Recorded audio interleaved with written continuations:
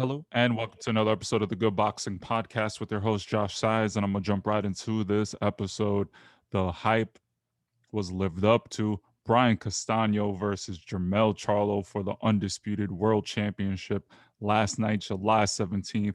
We had the man, which I made a mistake saying that Brian Castano was from Spain. I guess I got caught up, and look, Castano is a very Spanish last name. I actually know a couple of people from Spain with that last name. So I made a mistake. He was actually from Argentina.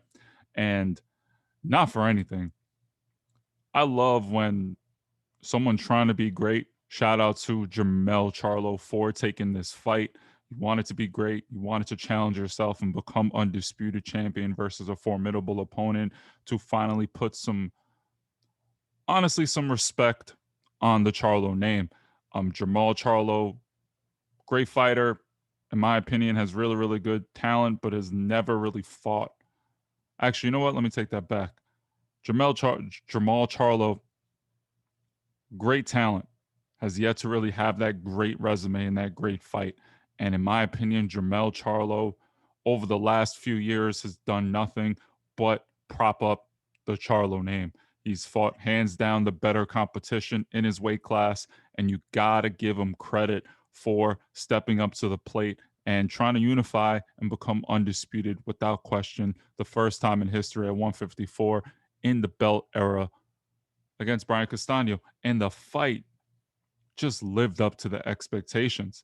Last night, you had a firefight, a good high level boxing skill fight. You had two guys show that they both could dominate the fight in certain parts. And Jermell Charlo also dominated just as well as Brian Castano. It was fantastic. However, I personally don't think there was any controversy. I think the fight was back and forth. If you rewatch it, there were a lot of rounds that could have gone either way. And depending on what you like, you're going to score the round for someone else. And if you don't know and you're listening to this podcast, last night the fight ended in a split draw. You had one card, 114 to 113 for Brian Castano. Then you had another card that was 117, 111 for Jermell Charlo. And then finally, you had one card that was 114, 114, and that ends up in a split draw. So no one lost their titles. We got a good fight. And I'm going to sit here and say I'm glad that Brian Castano lived up to the hype. I'm glad that the videos that we saw, the highlights we saw, the matchmaking that we saw, it validated that he was the real deal. Last night, you had a live dog go out there and step up to the best at 154. Someone that gave Charlo's stablemate, his brother's stablemate, Erislandi's Lara, hell. Someone that beat his current stablemate, Jermell Charlo, Errol Spence in the amateurs. You saw a polished fighter, someone that came forward with aggression, but at certain points had to use his boxing skills and high IQ. A lot of people feel, oh, when you're a boxer or you want to box, that you have to always dance around and box on the back foot. But if you look at the old fighters, the Durans, Hearns, not Hearns, I'm sorry, Hagler, you can come forward with an art form.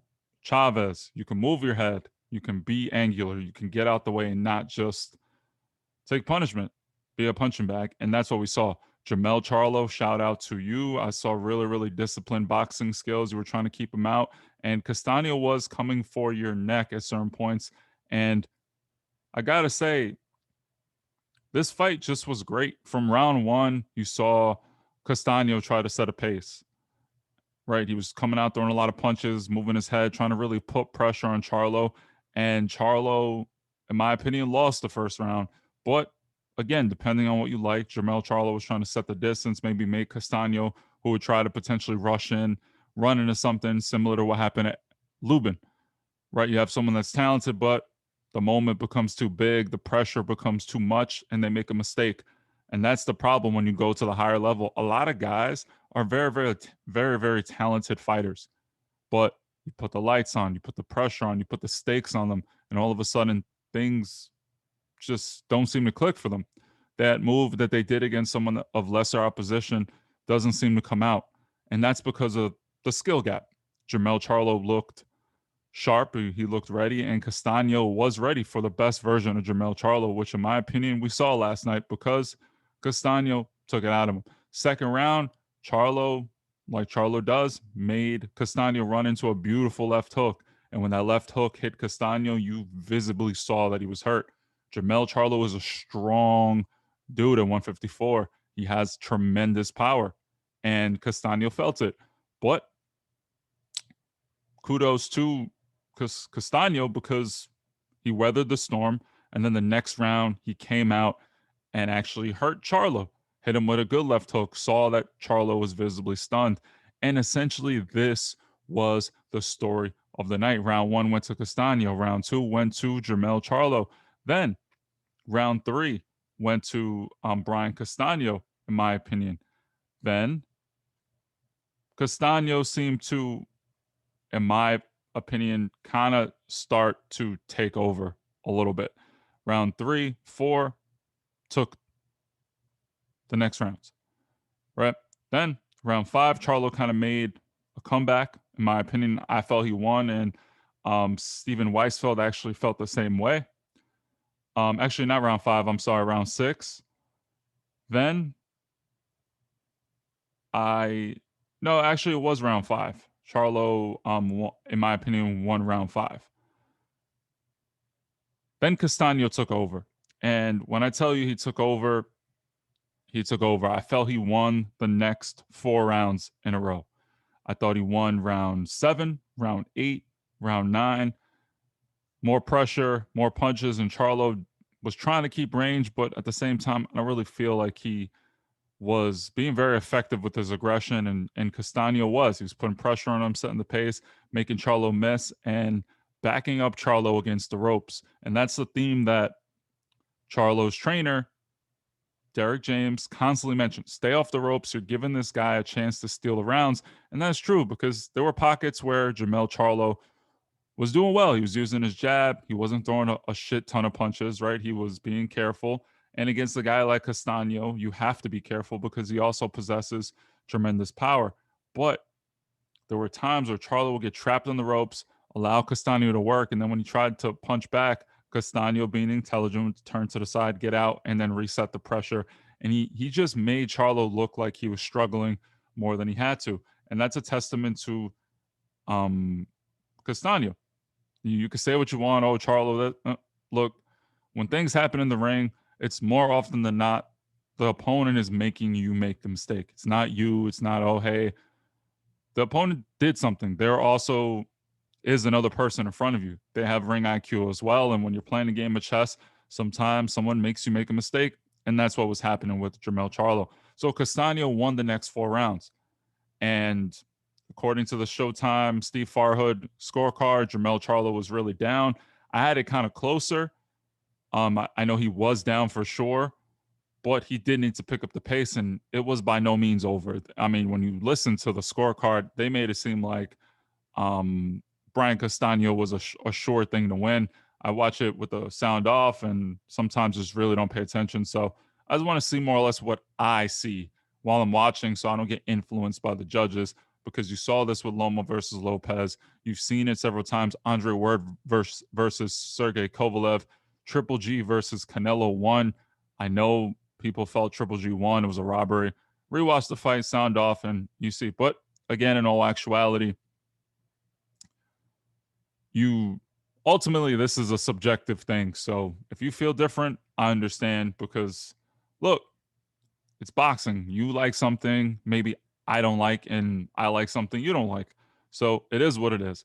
But regardless of whatever you say, to watch Jermell Charlo listen to Derek James, who was hindsight 2020, 100% correct. He was allowing Castano to set a pace. He was allowing Castano to steal rounds because when Jermell Charlo was keeping him off, he was throwing punches, hitting him to the body, and actually backing Castano up, he had his most success. However, he must have been touched with something. He must have gotten hit with something. Maybe he was trying to polish his boxing skills. You're the one in there. At the end of the day, you're going to make the decision you want to make. However, I think James was right. And when he started to back up Castano, stand his ground, and really hit Castano, He hurt him. He won clearly the last few rounds.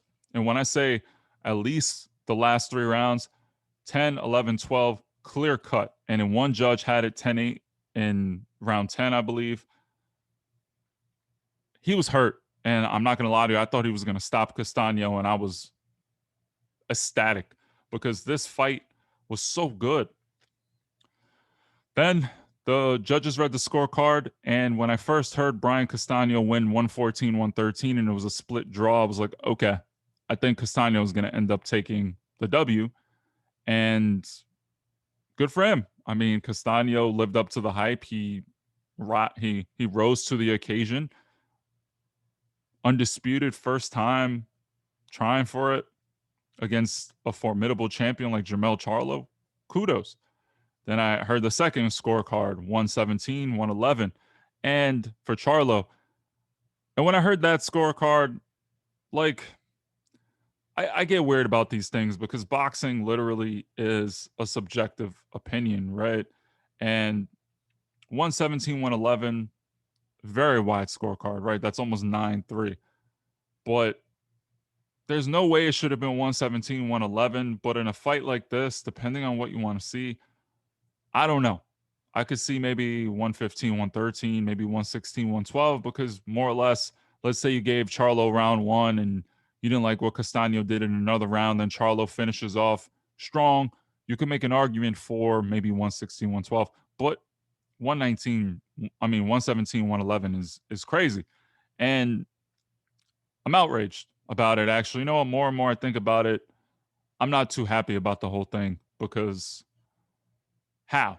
I mean, you really gave Charlo 9 rounds. I don't. I didn't see that because Castano was doing fantastic work, and I'm not trying to hate on Charlo. I actually picked Charlo to win, but the next scorecard was fair. You had it 114, 114, and that made it a split draw. And personally, I'm okay with that. In this fight, I saw two guys dominate in certain parts equally. I saw two guys hurt each other from time to time.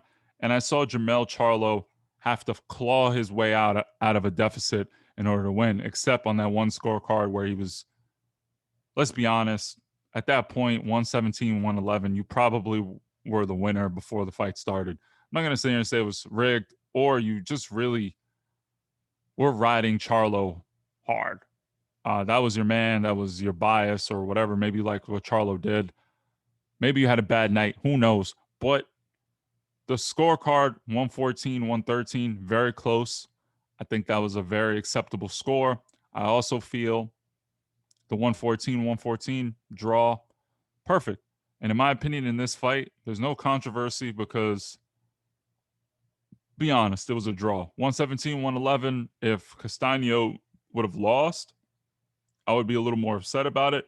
But the bad scorecard didn't end up affecting the night, in my opinion. Regardless, it probably would have been a more fair scorecard. Let's say for Charlo, it would have been a draw. There was no way that judge was going to say that Brian Castano was going to win. So I think the argument that, oh, it's rare about, look, I don't know what happened. I'm not a judge. We're not a judge. Maybe he saw something in person.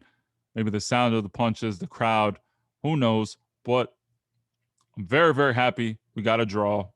We're probably going to see it again. And I think they should fight again. And in my opinion, in a second fight, I liked what Brian Castano did, and maybe he could come back with adjustments. But it has to be a confidence booster for Brian Castano in this fight. You fought the best 154-pounder in the world. You fought Erislandy Lara. You stepped up. And it just seems like this guy just can't get his just due. And I feel like if he keeps fighting, he will, in my opinion. And he's really, really exciting. His fan base is very rambunctious and very supportive. I love what the guy brings. I mean, he wasn't afraid. His fans weren't afraid. It was a good combination of fan bases. And I think this fight is box office the second time because now people know Brian Castano is the real deal. And shout out to Jermell Charlo for trying to be great. I know it wasn't a failure. The job wasn't done. And it kind of feels like you're still in the same place. But I think you learned a lot about yourself, and you learned that in pursuing greatness, it's going to be hard. So when you actually get it, You're going to earn your just due, and you're going to actually be accredited for what you're doing, because a lot of people before this thought Castano was an Uber driver or didn't know who he was or who was Brian Castano. Charlo's a shoe and win. I think Charlo was a minus 250, 2.51 favorite. And I got to sit here and say it was a close fight. It was a hard fight. And I think it lived up to the hype. If you haven't watched it, I made a video called The Fight No One's Talking About. Check it out in the Good Boxing catalog. But yeah, what'd you guys think of the fight? Who do you think won? Do you feel like Charlo should have won? Do you feel Castano got robbed? How do you feel about the scorecard? Let me know down in the comments. Thank you so much for the support lately. The channel's growing tremendously. We're almost at 200 subscribers, and I would love to hit that goal by the end of the month. I'm going to record a bunch of content because I will be over in Seattle. So just expect daily uploads. I got those shorts going as well. And I just want to say thank you. I appreciate it. And the support is very nice. Be well. Have a good day.